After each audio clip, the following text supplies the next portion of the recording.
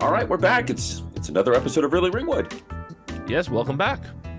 Welcome back. I would open up and say the question is, can you dig it?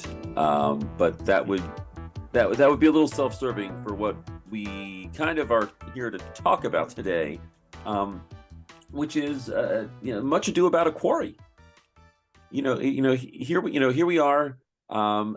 Very recent council meeting.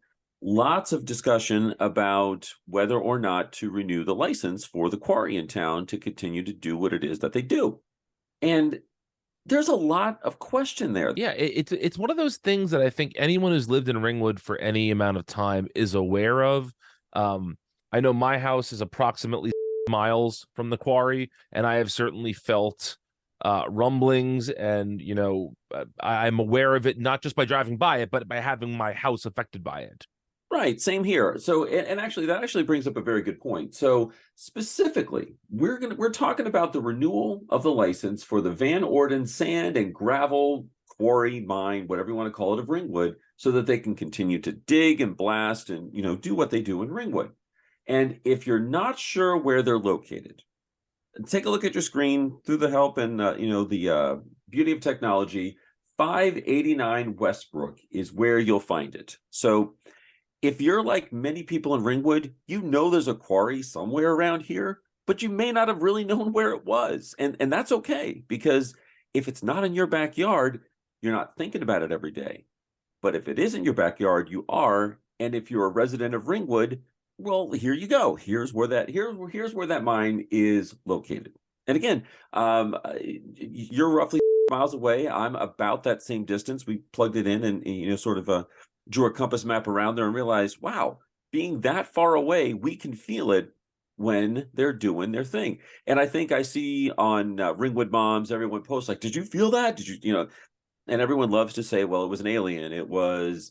It was the Picatinny Arsenal. It was this, it was that. And most of the time, no, it was actually just the quarry that many of us in Ringwood know or don't know is there. So we thought it was worth taking a few minutes to look at what's going on here with the process of what they're trying to do, which is basically just get a license to continue to do what it is that they're doing here in Ringwood. But there are some things that have been in place in previous renewals that we provided for them as a community, that they're just not, there's not a lot of accountability there. And it seems very strange that it only comes up as a discussion item when they want to come back and be able to do work with us again for the next X number of years. Yeah, so it is renewed on a 3-year lease every time it is renewed. And so it was last renewed in December of 2019.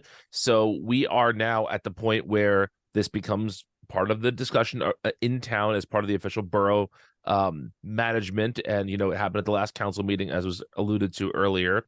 And at that meeting, an attorney for the quarry for Braen, Jerome Vogel, came up and was talking about how sort of extolling the virtues of the quarry, and we'll get into that a little bit later, but we should probably look at a little bit about what exactly they are supposed to be doing there. So what we know is that according to the contract that the borough has with the quarry, they are to extract 413,000 tons per year, and by doing that, at the end of 2022, there was supposed to be approximately 72 years left of mining available there.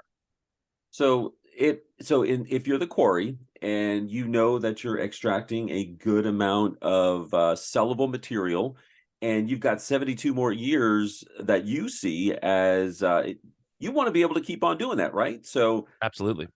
So you go through this process again. So you ask for permission to keep on digging and dig, baby, dig. And that's what they're coming back here looking to Ringwood to have permission to continue to do. But in granting that permission, there are provisions, there are qualifications, and those qualifications are in there to ensure that they are being a good neighbor. They're being, they're extracting stuff from the ground. It's a mining thing. Things have to be ground up, blown up, carted off. We get that. That's all part of doing business, but you have to do so in such a way that the guardrails are in place that you follow along with what those guardrails are.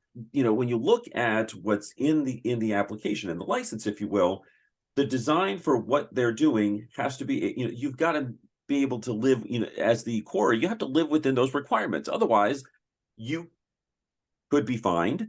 The town management, the borough manager could come to you and say, listen, you're out of compliance. Fix this. And until then, stop operations.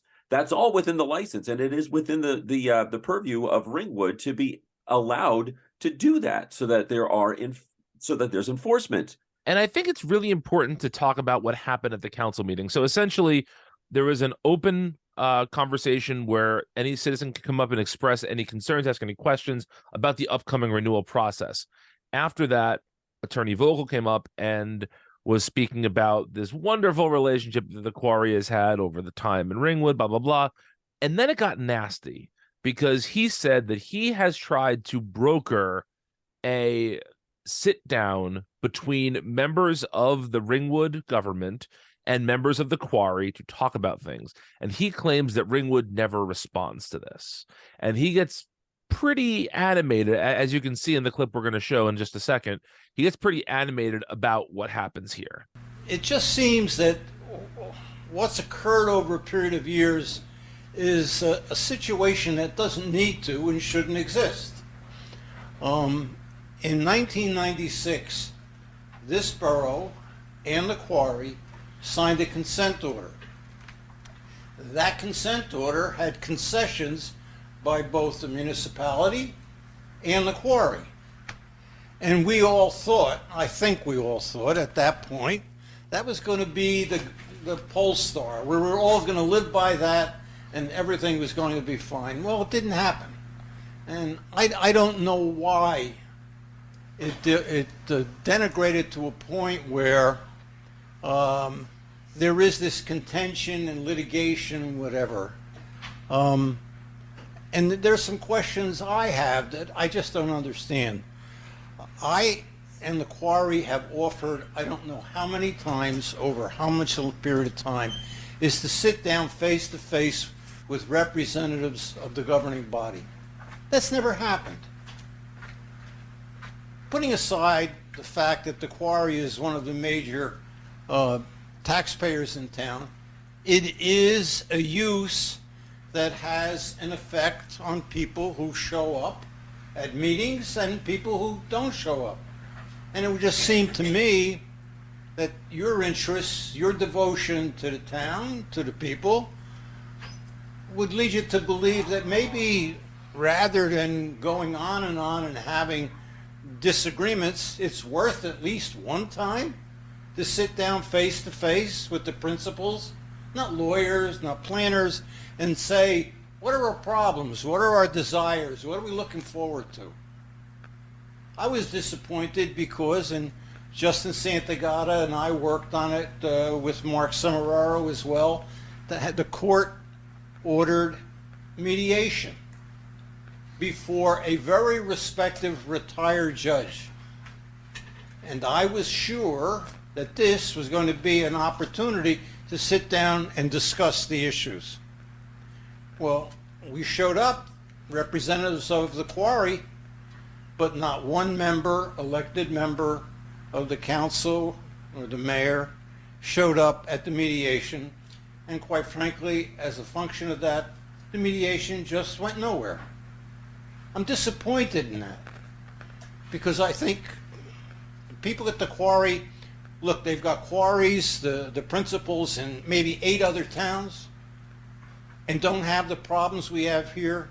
There's a history that has to be broken. My suggestion to you is that nobody's ever done a cost-benefit analysis of all the monies that you have spent on litigation, on lawyers, on engineers. Is there a cost-benefit to this? When all that occurs, the Quarry's not going to go away, the Quarry's not going to give up, the municipality's not going to go away, the municipality's not going to give up. Is there any cost-benefit to this, to everybody, not to get it finished once and for all, reach an agreement? Members of the council and Manager Heck take great exception with this. And it gets a little bit nasty. Vogel says to Heck that this attitude is exactly why things don't get done. And you see that there appears to be animosity on both sides of this. And that, as residents of Ringwood, should have us in a state of concern, because you've got, you have a business entity in town that is saying, we're trying to work with you, Ringwood, but you're not working with us. And then you have Ringwood saying, no, we're trying to work with you, you're not working with us. And that's conversation. And that's not even conversation. That's just two people pointing at each other saying, it's on you, it's on you. But in the end, there are elements of accountability in the form of the ability to, enforce operations, fine the entity. And if none of that is being done, if the stuff that is factually possible within the confines of the permit are not being done, then that probably tells me this is a lot of people talking back and forth, trying to have, get in the good graces of the public to say, yeah, we've tried. No, we've tried. Because if there was any sort of a challenge with compliance, there would be fines. The borough manager would have stepped in and done what is required in the previous application, in the previous permit, to take action, to stop, to put them in compliance, to, enforce code, enforce it. And without that enforcement, without that transparency, which we're not seeing as Ringwood, it's tough for any one of us that lives in this town to say, well, what's going on? Who's at fault? Who's not doing what they're saying they're supposed to do? It's a great game of smoke and mirrors that a quarry is playing with a town leadership. And who's stuck in the middle? Every one of us, and especially the people that live within, the distance, the seeable distance of the quarry. One of the citizens from town who spoke at the council meeting lives very, very close to the quarry. His property is 20 feet lower than the quarry, and he can still see the piles of material that are piled up there, which means that I believe it's a 10-foot berm is supposed to be erected around the quarry so that there is no real view of this. So there's supposed to be, a berm of either grass or natural plants, just so that there is a beautification happening so that people are not necessarily overwhelmed with the visuals of this quarry in their neighborhood. But if somebody from 20 feet below can still see the piles, that shows that that is not being necessarily taken care of properly. In addition, he brings up the idea of the wells in town. Now, many, many folks in this town are on well water, and the quarry, for two reasons, for possible pollution reasons and also for just the disruption of the ground, puts wells in jeopardy to a certain degree. In town, there has been an instance at least once of someone's pond drying up that is near the quarry. Did a blast knock something loose that drained the pond? Couldn't that happen to a well? These are really important questions that we feel, if they're being asked, are not being asked in a public enough forum because we don't know about this. I will also say that if I were presented with this information, why does Ringwood keep this quarry there? Why is it not worrying about all of these requirements until it's time to renew? And maybe the answer to this is that there is a huge benefit financially to the town. Maybe they are a tax entity that the amount that they're giving the town is so much that you can put up with some of this nonsense because the town needs their money to survive. However, it is pretty clear from looking at the documents that that is not the case. According to public records, the quarry paid exactly, and this is exactly, $45,089.98 in taxes last year. Now, when the average home in Ringwood is taxed at $11,827, that means the quarry is more or less equivalent to 4 homes in town. The tax income is not much more than your immediate block, wherever you live. Now, in addition to the tax, there is one other thing that the town gets from the quarry, which is we get a whopping 5 cents per ton that is extracted from the quarry. Now, I am not a mathematician, but I do have a calculator, and so we figure there's 413,000 tons. Multiply that times 0.05, which is the value of a nickel, and we get an additional $20,650 a year from the quarry. So all told, taxes and this this stipend that we get, we are talking still under $70,000 for the borough's benefit. That does not count things like the amount of road repairs that have to be done or other just wear and tear to the town that happens because of the quarry, because of the vehicles coming in and out, etc. Right. So the argument that, again, playing devil's advocate, trying to get into the heads of many of you listening to us, thinking, well, I'm sure we're just turning an eye at times because they're giving us, so much what they're mining, what they're making money on, the tax, how we, there's got to be something there. The numbers don't make sense to that. As a community, when it comes to a commercial business entity and what they're gaining and what they're extracting from us as a natural resource, we're not really getting a lot from that. So the whole money argument, not really. Don't see that. Not trying to be a conspiracy theorist here, but it's an election year. There are 4 seats up for grabs, and that makes a majority. So paying a lot of lip service in a conversation to say, hey, Quarry, no, you're not coming to us and talking fair at the table. And the Quarry says, hey, no, Ringwood, you're not coming. In the end, we don't elect a Quarry. We elect the leadership. And if the leadership starts to see that, maybe if the town kind of thinks we're not doing what's best by them, we should probably make it look like we are. So we're going to do this big lip service show in public comment at a council meeting. But in reality, if those things that council is saying the Quarry has not been providing, if that's really happening, the license, the permit that's been issued has had remedies in place to make sure that we get what's required. Where's the reality of doing your job as holding a business in town accountable, but yet you're only going to talk about it now when it's up for renewal and in an election year, and in an election year where if you're not going to get the majority of the seats, you're not going to have control. As a resident of Ringwood, you have a reasonable thought to say, is this what's really going on here? What if you're a resident and you openly are thinking that, you have every right to. You've lived here long enough, and that there are some questionable things that and decisions that have been made with the way that leadership kind of looks at our area from a compliance perspective, from a beautification perspective, from an environmental perspective, and you'd be well within your right to ask those questions openly, which is what we're doing. That's all this is. This is really, again, we're not going to have the answers, and please don't think that we do. We are just folks like you that, as we asked these questions, these are the kind of questions that get kicked out, banned, and cut off because, well, they don't always fit the narrative of what the majority of the town has. But I would think this is an area where maybe the majority of the town is in agreement, though. I don't know anybody who's walking around, who's putting a sign on their front lawn saying, I love the Quarry, right? I love getting my shelves shaken at least once a day. And I love my daily Facebook post of, did you feel that? Those are signs I want to see on people's lawns. And I'll tell you what, if we do see those, you're right.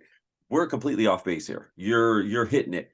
But I think you're making a very good point that this is absolutely something that goes beyond left, right, red, blue, Republican, Democrat. This is a Ringwood thing, and there has been a lack of accountability and transparency between Ringwood and a business entity here. It was this huge back and forth in the ears of the public that nobody is really working together here.